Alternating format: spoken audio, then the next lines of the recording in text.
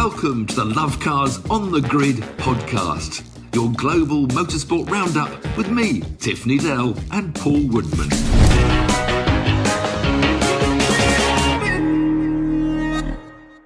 Welcome to Lovecars on the Grid, your global motorsport podcast. We look back with grey skies in Australia, but there's papaya glow as Lando rules down under. F2 washed out, but a star of the future shines in F3. F3, I beg your pardon. It's all about Marc Márquez in MotoGP. And Porsche and Nick Tandy win again in Sebring in the 12 hours. And it's a popular win for the Wood brothers, Las Vegas NASCAR race. But do you want to should we talk about a bit of news first? Have you got some? No, well, I'm just buzzing with the weekend. I guess it was so epic on the weekend, and it's good to be back. But the only news I've got, and you're going to go, oh, for goodness sake, is for goodness sake, Drive to Survive. I watched a few of the episodes. It is good. It's really good, but you can't help watch it. You can't help watch it and say that didn't happen, because they edit it. How they edit it, they'll edit different races to get a different reaction. I watched one. Because I was at a friend's house. I got forced to watch one. You got a friend? One, yeah, the friend, and it's so red. I've never known such effing. I mean, how Ben hasn't got on the FIA to take it off air immediately. I mean, there's so much fucking bucking. It's unreal. I mean, apart from the storyline jumping for what Grand Prix are we at now? Hold on a minute. We're not there next. Oh, what you doing? Oh, well, I didn't mind the storyline jumping, but it's when they edited Lando winning at Miami, and then they edited Max's reaction from Zandvoort. Yes. And it was like, hang on, and then they cut it back again. And I love the bit where Christian Horner called Zach a prick, because I mean, Zach's already been quite critical. I don't know whether that's me thinking about it, because now I'm thinking, oh, maybe because obviously they've all seen it. So quite interesting. But it's rubbish. I haven't watched it for 4 years, and I wish I hadn't done it. It's as rubbish, as untrue, overly dramatised. Christian Horner's loves it. Get the car in get the camera in my car. I mean, it's all set up for certain people to suit them, and if you don't no. So what you're saying is binge watch On the Grid podcast instead of Drive to Survive. Yeah, similar sort of budgets in terms of production blind. If that helps, if that helps the youngsters like our show, we can put a lot of effort and blinding in it. The only other thing I want to say is I find this quite amusing, because remember when Lando, we'll come on to him obviously, but remember when Lando used to slag Lewis off so much, saying, well, anyone can win in the best car, it's so easy in the best car. Well, did he do that? I don't know. Was that Drive to Survive or what? No, just generally he said that, but before the race, Lando was saying, well, any one of 4 or 5 teams could win now, any driver can win now. And no, Lando, you got the best car, as we're about to discuss shortly. Yes. Over to you. Yeah. Well, straight away, Formula One feed. We waited so long. This is going to be the season that we all absolutely love, with so many cars all within the chance of winning. And also, only 2 teams have got the same driver lineups, a complete different team, 6 rookies, so many stories to excite and look forward to. And then the 2 McLarens are on the front row, 0.4 quicker than Max doing his brilliant best. 0.4. The next 0.4 of a second covers the next 6 cars. And we all hope this will be a close season, but if it goes on like this, it's just going to be another team dominating from start. I mean, okay, it's different tracks. We always hope this does happen, doesn't it? Ferrari's good at certain places and the Red Bulls come as strong. So we'll wait and see. But in that respect, although it was a dramatic weekend, it was almost a depressing weekend to see one team dominate, by so much. I mean, but the other teams were close. The great thing, of the next 6 cars, you had Max in a Red Bull, you had George in the Mercedes, then Yuki was 5th, parked up behind Max on the grid, probably saying, "Oi, oi, hello, me here, me Yuki here." And Albon was 6th, Sainz 10th. And then the Ferraris were the biggest disappointments, of course. 7th and 8th on the grid. They couldn't seem to switch. Although Leclerc was quickest in FP3 or FP2. So Oh, there were 7 different teams, I think, in the top 9 Yeah. of qualifying. Yeah, so Unbelievable. That boded well. Except the McLaren has been Yeah. half a second out the front, so that's the worry. Not that I don't want Lando to win the World Championship. It's just I don't want it to win it too easily and bring another processional year. But the rookies were the best thing. I started following the rookie stories were more exciting. Isaac Hadjar, I perhaps agree. the least expected, 11th on the grid, doing a great job. Jack Doohan, that was really good. Hello, Mr. Colapinto. Yes, it's me, as quick as his teammate, what's his name, Gasly. So he did I was loving to see him doing such a good. Well, he still got out. You say it was as quick. You say it was as quick as he still got out qualified by Gasly. Yes, but in one of them, in FP3 was at equal times or something. Yeah, qualified a bit. Wait a minute, but not being rubbish. Bortoletto out qualified his Hulkenberg. Exactly. So pretty good. What did Helmut Marko call him, a B-list driver, didn't he, before the race or something? I didn't read the full story. Antonelli only 16th on the grid, but he tore his floor off, and so he qualified badly. He will come obviously forward later in the story. Liam Lawson, wow, the pressure of being Max's number 2 has hit that poor young man with a big. I mean, he missed FP3 because of a car problem. I know that held him back, but 19th on the grid in his Red Bull debut. He's probably the biggest loser of the weekend. And then Ollie Behrman. Oh, Ollie, who we've always raved about for so long. The first 2 laps he tries to have a go on. He goes off and sticks in the gravel, crashed it on the first FP1 and then crashed it in FP3. But the car's obviously terrible. We talked about Haaston with the test days, doing all these long runs. We're concentrating long runs because it's a race we need to concentrate on. But the fact they never did any qualifying runs in testing rather shows they shot themselves in the foot. Even Ollie didn't qualify. I mean, the Ocon was only slowest in the other Haas. So Haas is really the biggest disappointment. But qualifying good, but just the threat. We all knew rain was coming, so this was the thing that we always. Which I was excited about. I think you were as well. Yeah, didn't you say that on your tweet? Yeah, but then it all the dramas were never ending.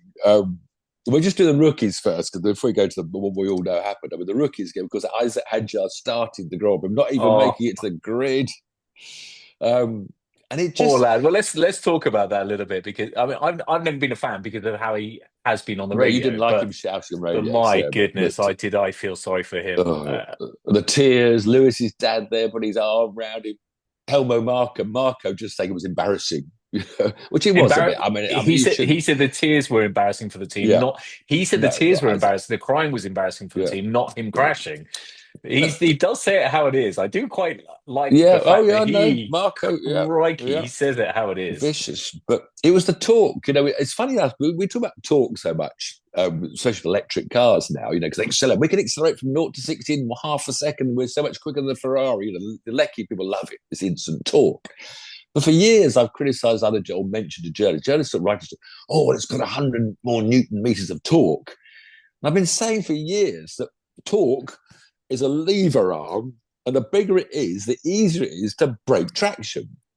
And of course, that's why all modern day cars are just completely flooded with electronics and traction control systems, because they've got too much torque for the grip. Have you ever got an M3 and M4 BMW now, the new ones with a turbo with all the torque? I wouldn't dare turn off the traction control in the wet. You open the throttle in M3 without traction control, and it just spins up the rears because it's got too much torque. Electric cars now, I worry about very inexperienced drivers, hitting the throttle, and you're doing 60 in 1.5 seconds in a 2-ton car. There was a terrible accident where the car ended up on a football pitch. I'm not saying I do know what happened, but there have been accidents like that. If you're an R instead of D by accident and you just press the throttle, these things accelerate really quickly. And you saw poor old Isaac, he was going to squeeze the throttle, just come out the pits, got to the second, just went whoop, spun the wheels up. And Formula One cars, they seem very tricky. You can't catch the slide that easily. Like if you put on too much opposite lock, as he did, it then spins the other way. It's sort of the reaction because there's so much change of grip. But you had to feel for him getting out of that car. So I think a lot of it was the white lines as well, because it was very, very greasy. Torque, but they hit the torque, But on a track without not on a street course where you haven't got those white lines. I think that makes a big difference. Easier, yeah. They scored Jack Doohan, first lap, going in a straight line. Yeah, I don't Unbelievable. Know he said he's just changing up to fourth gear. Yeah.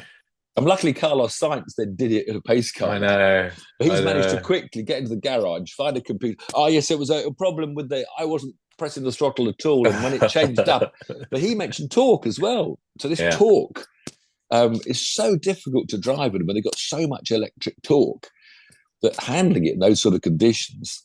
But is that any excuse? Is that any excuse for anyone, one of the best 20 drivers in the world, to be doing that on an outlap, regardless of the situation? Not really, I know. But Carlos blamed the car for doing it to him. But his was a similar situation. But obviously, terribly tricky conditions on the street circuit. Low grip surface. And these cars on cold intermediates. But Bortoletto, he managed to last 45 laps before he dumped it, which was actually 13 more than Alonso. So we got Sainz crashing, blaming the car. Obviously, the car's problem. I wasn't even accelerating. That was the car. And then Fernando saying, there was a bit of gravel. I saw some gravel. He put his wheel on the. He didn't. He was exactly the same place as the previous lap and every other lap. Fernando doesn't make mistakes. There was some gravel jumped out. Okay. But so he only lasted. So at least Bortoletto lasted longer than Alonso. Then Lawson did an absolute exact replica of Hadjar's spin and crash. Must have touched the barrier in exactly the same spot. So his miserable weekend ended in the barrier. In fact, Ollie Behrman was one of the few to survive. Thrown it off twice in practice in the dry. And he finished 14th and last, one place behind Ocon. So Haas is definitely the slowest car at the moment. Not Sauber, of course, who found Hulkenberg got a 7th. Hulkenberg did an amazing job in that. He's good in the wet. So, and then the last rookie, of course, that did have a brilliant weekend, the only one, was Kimi Antonelli. Well, it had to be driver of the weekend. Has to be. Yeah, driver, absolutely. I mean, he did spin it once, slightly dropped his. Yeah, I saw that.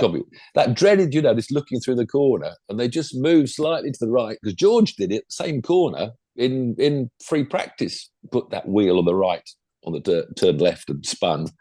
But yeah, Kimi coming from 16th to finish 4th, took 4th place off of Albon in the last lap. And I saw his interview afterwards. I mean, he is charming. He's a lovely lad. I met him. Talked through everything that happened, the way it happened, and the race, and I did this and did that. I mean, I wasn't sure. We're waiting to see, after his crash at Monza, his pre-practice outing, but absolutely a star in the making. I mean, what did George think? Do you think when I'm going to be on the podium in 3rd place? I'm going to be on the, and he looked in his mirrors. Is that my teammate that started 13 places behind me? That's going to be interesting when they race together. Tiff, what was your opinion on Crofty was going on and on? There should be red flag because they've got all these trucks on the course and on the circuit, and it should be red. It's going. I heard that crazy about it. You want a red flag, Crofty? Well, you all stop and park up. Then we go through a timing clock countdown. Restart will be in 33.5 minutes. Do we really want what? There's no driver injured. We just had trucks. You can drive past a truck at 10 miles. If you're one of the best drivers in the world, surely you can manage to drive past a truck on the track. Is that what he's thinking? That the driver will suddenly lose control of your Formula 1 car? Yeah. Oh, we've seen it. We've seen it before. The only time we've seen the horrendous accident of Suzuka, when the young driver said he was pressing on under wave yellow flags, trying to desperately catch up. Yeah, he wasn't crawling around behind a pace car. But no, so yeah, rookies had a pretty mixed bag of success in their first day out. But up front, it was just all about the McLarens and Max. I mean, Max had a brilliant race. When the car's obviously not as quick.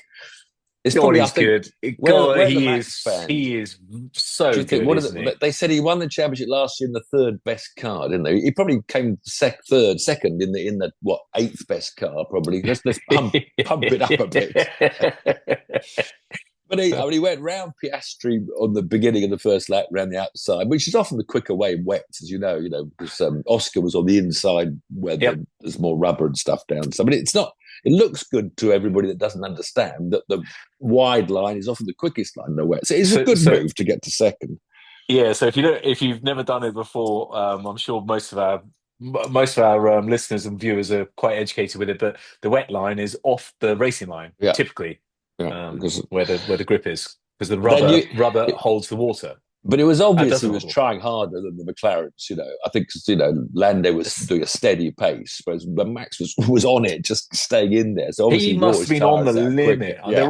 They're all there, but my goodness. So and then at he the wore end, his tyres the last lap was. brilliant, I thought he was going to Max. get past him. I know, but here we go. So it was a great race made by Max, really. We had the moment when they both fell off, which was pretty exciting, and poor Oscar going onto the grass. You have to feel for him because and you never know, do you, how much Lando was just going a speed. Once Max had dropped back, and this awful, they kept to go on the radio. They were radioing into the McLaren pit, weren't they, and saying, we're holding stations now, hold stations for the next pit stop. Then you can race now. I mean, all this, you can race now.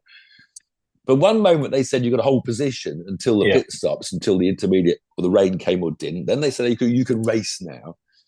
Drives me mad. But it's easier being the second car when you're following the lead car, because as soon as Oscar saw that Max was it was too late. He said it was too late. He was going off as well. They just hit the rain. Amazing they all talk about the rain so much, but whereas we have NASCAR and IndyCar, we always get the radar pictures coming up. There wasn't a single shot from the sky of a radar to show rain coming in and out. They got its number 1 rain and number 3 rain now. Notice that in the I don't know how many, but I don't know how many it's out of. Is it out of 10 or out of 5? Rain 1 in 5 minutes. Rain 3, rain 5. But yeah, it was nice tense last few laps because Max was there and on it. George cruised home in 3rd. Kimi got the safety car made it very interesting towards the end. Safety cars always make it more exciting, don't they? Let's have a quick chat about Ferrari's strategy. Oh no!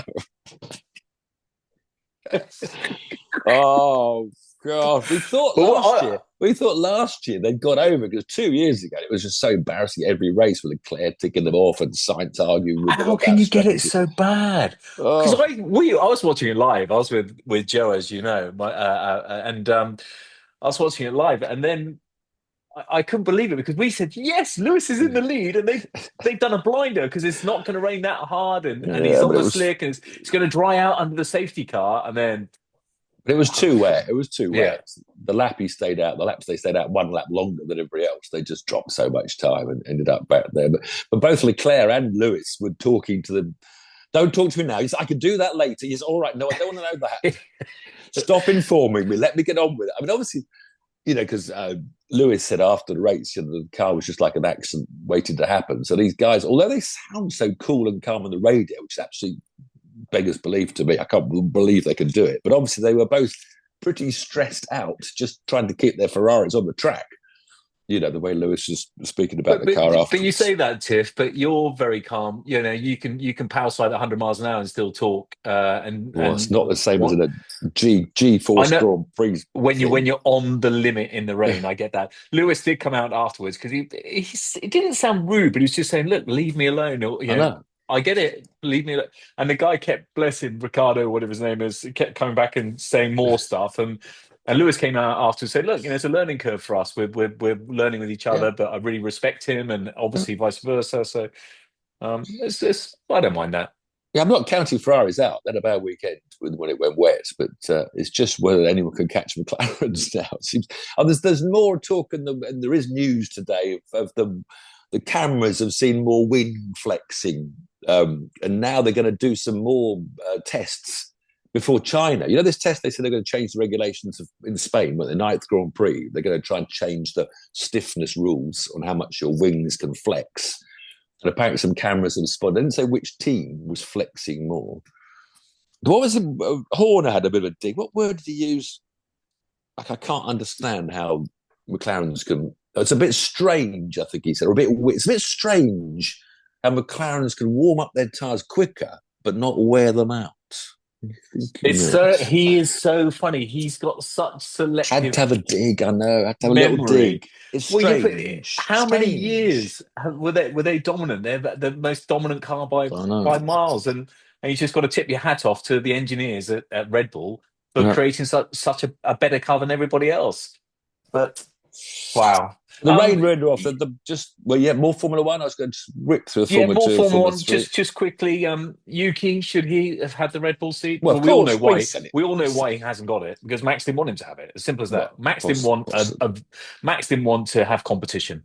I don't. But know. I don't think anyone. Max doesn't think anyone's competition. Max is so. Well, I don't think anyone is competition for Max. I'll be honest with you. I think he's exceptional. Yeah. So Yuki, and I really want him. I don't like his attitude on the racetrack. Think that it's his line, no one else's line, and what he does is right and everybody else is wrong. But his interviews and stuff, he's so candid. Yeah, good stuff. No, just Formula 2 race. The feature race was washed out all that way to Australia. Didn't get a race. Imagine. They did have a reverse grid race, which my opinion on reverse grids race. Because the Especially around there. Josh Dirksen, into his second season of Formula 2. He did have one win last year, as he'll say. I won a Formula 2 race, which was a reverse grid race. But by qualifying ninth fastest, which put him on the front row of the grid, he managed to outdrag pole sitter Leonardo Fornarelli, the Formula 3 champion, who won the championship without winning a race. But I don't hold that against him because he's always been competitive. Yeah. He'd qualified 10th and got pole. So Dirksen outdrags pole man. He wins. Fornarelli comes second. And Luke Brown, the British driver, who'd qualified 8th, but started 3rd, finished 3rd. So it's a complete procession following reverse grids.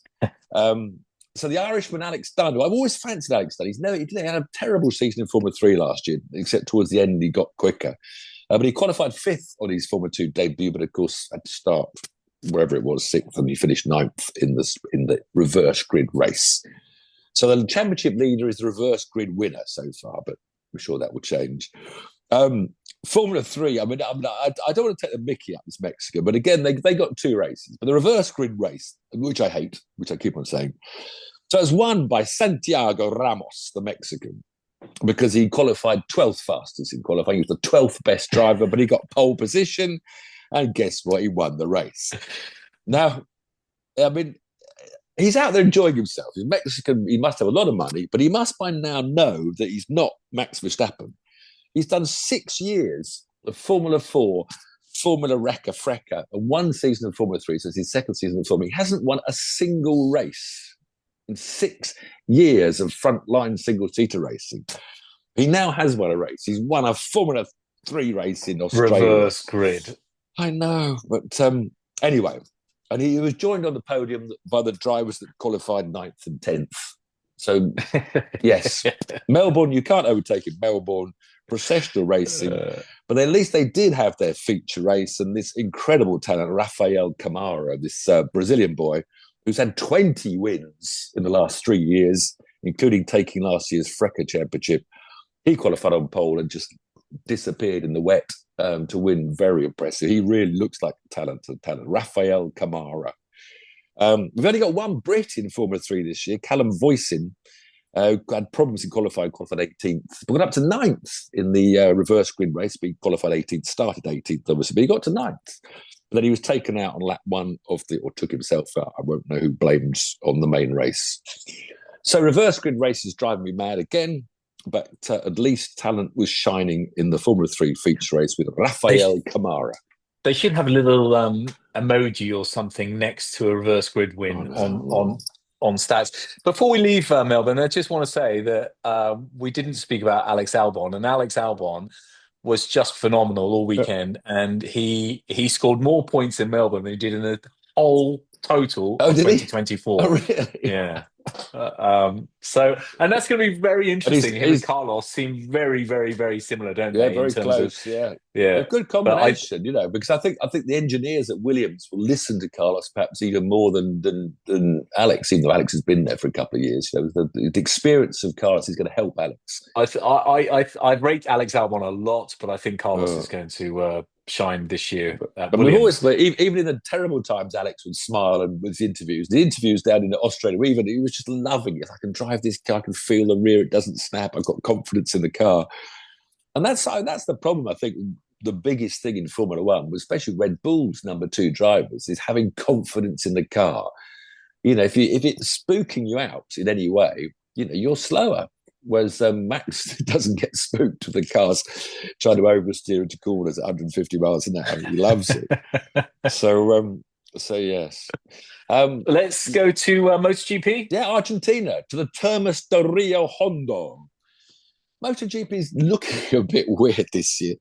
So it's the Márquez. It should be called Moto Márquez, because the Márquez brothers, as in round one in Thailand, they finished 1-2 in the sprint race and 1-2 in the feature race, and pulled away from everybody else. I mean, because Alex Márquez is only on the Gresini bike, which was the same as Marc Márquez had last year, so the satellite Ducati. But he seems to have learned a lot from his brother being his teammate last year. And in the feature race, Marc was huffing and puffing to catch up with him, with the joy in the finish.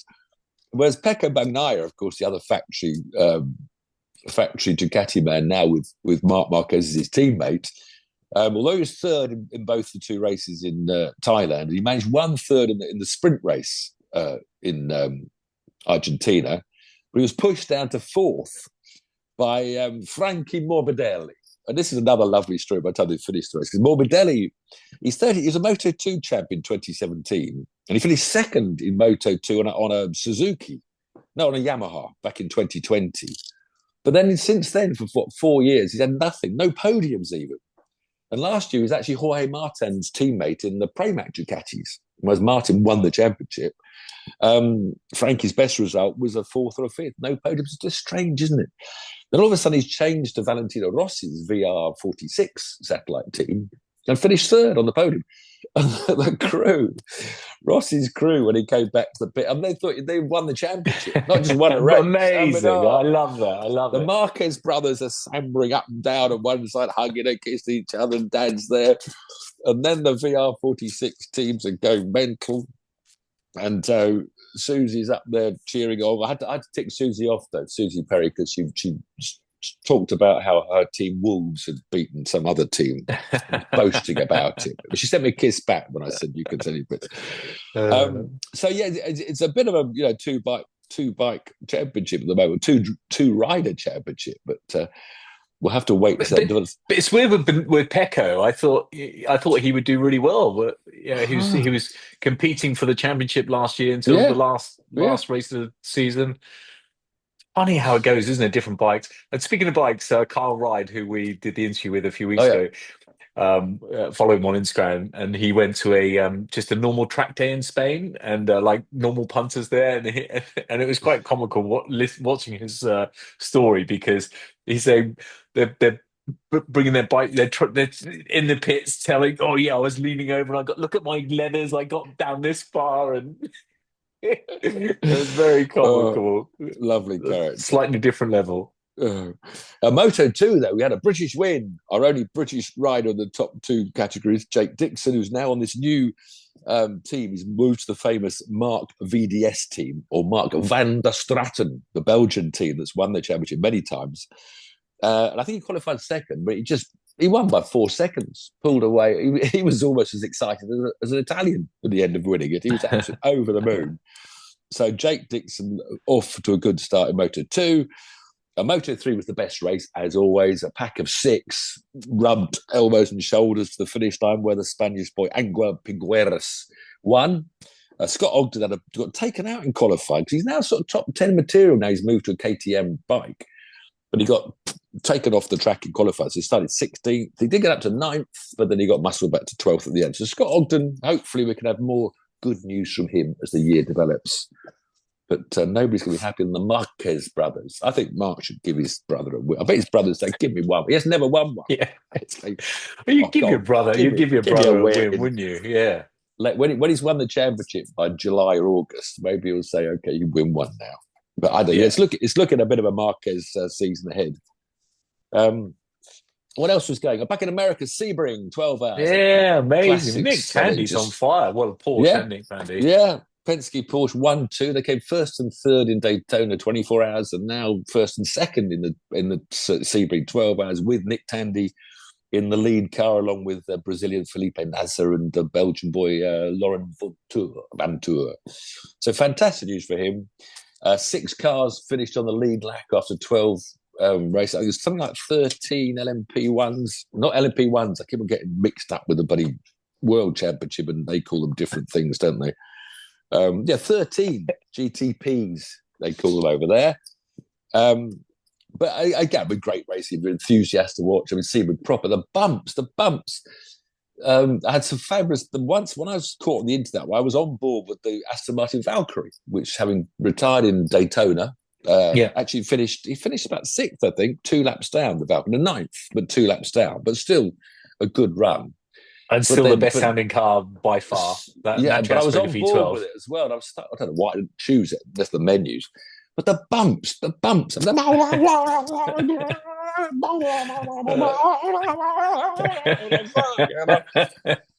My neck muscles are going just watching. The driver's head wasn't in the shot, but with the sound, and it sounds fabulous. So, coming on the podium, what happens there? Do you? It doesn't matter. So your team, it's not like 1, 2, 3 with your team. So you're the top driver. So you stand in the middle, because Nick Tandy was on the right side. So, I don't think there's not a formula. No, there's no etiquette. I don't think. Okay. No, there's no top driver. There's no I in team. Yeah. Me. No, team. But I remember that podium picture of you at Le Mans. With your Benetton looking like... so I get in the middle. Was I in the middle or was I on the side? I can't remember. Where's the picture? I don't know where I was. I don't know. No, there's no etiquette. It's just how you turn up on the day. Okay, good. But I mean, it's just a race where if you're there, it didn't finish till 3 a.m. in England, so I never got to the end of the race. But if you follow them, there's so many classes. There's 4 classes, so much racing, and just the cars are so spectacular. Just watch one car through one corner, and it's a wow factor, And then you're dicing with GT cars and LMP2 cars. Fabulous to me. And also, I'd love to come watch those. I've been there once with a film crew to film it. It's just the atmosphere there's brilliant. The American fans are all into their motorsport.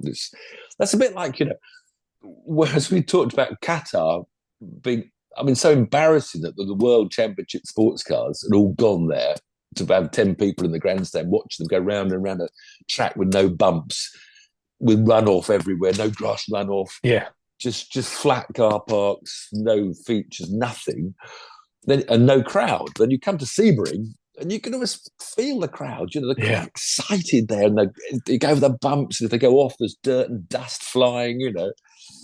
And that's what you want out of motorsport. You can't have this clinical stuff. And also in America, of course, Las Vegas, baby, NASCARs. You always say that NASCARs. We'll have our NASCARs. Not everybody does, but I shall continue to try to encourage people to watch NASCAR. It was a great race. There was a lot of different leaders. Kyle Larson looked like he was going to dominate. He won the first 2 stages, and then there was a big, long third stage. He pitted and changed tyres at the wrong time, and he faded to finish about 9th. I can't remember the last time he won. I know, it's worrying. But through it all, there was a real good feel stories. What was these good feel stories in America? It's Josh Berry, who's good feel or feel good? Feel good, yeah. He used to win a lot in the Xfinity, the Formula 2 second series, but this was his first win in the big cups. And he's been driving this Wood Brothers team, and this is this iconic team which everybody loved to see him win. Probably this is a team that started in 1950. It's a family of timbermen. I should say woodmen, probably, for Wood Brothers. And they were about 4 brothers, I think, and they were just like hacking down trees all day. The mate of theirs went and did this NASCAR races. So they thought, oh, that's fun. We're going to have a go, So they started back in 1950, and they soon adopted car number 21, which has now become their car for ever since. And they've adopted these lovely red and white colours. And they grew up in the sport. They were famous for reinventing the pit stops. Apparently they became the best crew, the best. Everyone watched them because they were making their car get back on the track quicker. And Colin Chapman, when he went to Indianapolis with Jim Clark in 1965, not having done pit stop motorsport at all, in Formula One they didn't pit stop unless the car had broken down, so he employed the Wood Brothers crew and won the Indy 500 in 1965. So it's a lovely a joining of NASCAR and Formula One to win the greatest race there is. In the 70s, they had a guy called Dave Pearson who won. Well, they won in 4 years. They won 46 races. The Wood Brothers. They were just one of the big teams. But as the sport grew and money was more important, and they didn't get the sponsorship, and they couldn't get the best drivers, they sort of faded away. from 1990 to 2010, in 20 years, they didn't win any races. 20 years without a race win. Then I had they won in 2017 and they won one in 2012. They've virtually won 3 races in the last 50 years or something. So they're a much-loved historic team. And now they've got Josh Berry, who everybody rates as one of the top drivers. And he had it wasn't any fluke to win. And he came through really strongly. So a nice, happy thing. I like the Jim Clark connection. Now I didn't know that. So Wikipedia'd Wood Brothers this morning. Now I know that they were the ones that mechanicked the greatest driver of all time, Jim Clark, to his Indy 500 win. I'm a Wood Brothers fan. Not still, the 5 car is still the most important car. I can't leave last for Josh, but Josh is now my number 2 choice. So yeah, lots of, as usual, what a good weekend of very varied racing, which is what we love with our. That's why we go on the grid with Lovecars, because we love these different forms of motorsport. What's coming up next week? We got another Formula One. I get to quite quick because all the people had a bad time in Australia. That's what I like about NASCAR. Like when I did Formula Ford racing, when I had a bad weekend, we raced every weekend, up and down the country. There were only one day meetings, all these stupid 3 days. Now you have to go to Alton Park for 3 days for one race or something. So we always, if I crashed with Formula Ford, a week later I had another race to cheer myself up in. So yeah, the Formula Ones are straight up the road to China, up the road. No Formula 2 or Formula 3. They'll just have to dry themselves off and feel fed up. But the Formula 2 Academy, F1 Academy is there. F1, yeah. So the girls, they go out to see who's going to be the next dominant female for a year. It was a sprint race Saturday. So it's the first sprint race of the year. The next one's Miami, I think. There's about half a dozen sprint races. We've got a sprint race on the Saturday. So 2 races in China. Indy cars, maybe don't watch it. They go to Thermal. They had a non-championship $1 million race at this Thermal, which is this private drivers club near Palm Springs. Yeah, Palm Springs. I've driven around there a few times. It's in Palm Desert, which is a village next to Palm Springs. Yeah, but there was nowhere to overtake. It's like all these designer flipping. I met a designer where there was a conference. He was in a hotel and he was there for one of the Autosport shows. It's a beautiful place, but it's not a good racing track. But they designed so many corners. The designers you have to have 40 corners a lap. I don't know why. Who's the famous entertainer from Palm Springs? I don't know that. Well, you just give me some trivia, so I'm giving you some. Bob. Was he from Palm Springs? Yeah. Anyway, 29 in round 4. It'll be spectacular. There'll be great onboards. There'll be drivers banging into it. It'll be exciting. It'll be dramatic. But I just get so frustrated when they go to racetracks where they can't really race. Completely other sport. World Rally Championship for the Kenya, to the old Safari Rally, bouncing through the deserts. That's always going to be good to look at on the cameras. And the NASCAR boys are done at Miami. So it's same time zone, I think, this weekend in China. I think it's +8 again, which is a bit of a shame. So it's an early start. Those who want to watch Grand Prix live. Man, don't. Who does? I mean, it's a stupid idea. You don't know. How many people do you think? I'd love to know. I think a lot this year. 3 o'clock in the morning. I think a lot this year actually did. Yeah, Twitter was live with. But the beauty about night races overseas is you record it, you wake up whenever you feel like waking up, you avoid social media, and then you watch it as live, and then you have the rest of Sunday. Whereas when it's Sunday afternoon at 3 o'clock in the summertime and you've got the garden and you want to go out, you're indoors watching your Grand Prix. Yeah. Oh, no, I thought you were going to say then by the time it's 3 o'clock, you want to have a sleep on the sofa because you've been up since 3 a.m. That's me. No. The trouble is, I don't want to have a sleep on the sofa on the afternoons, but then the Formula One can make me have a sleep on the sofa sometimes. But hopefully McLaren don't completely boss it. I think McLaren are going to boss it, but let's have a dry race so we can see what the level is now. Let's see what the real level is. China track. They haven't been there for 2 or 3 years, have they? I can't remember what it's like even. Is it Beijing or Shanghai? I don't even know where it is. No, nor do I.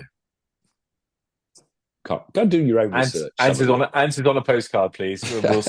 We'll see you next week. Very good. All of that. Thanks for joining. Cheers. Bye.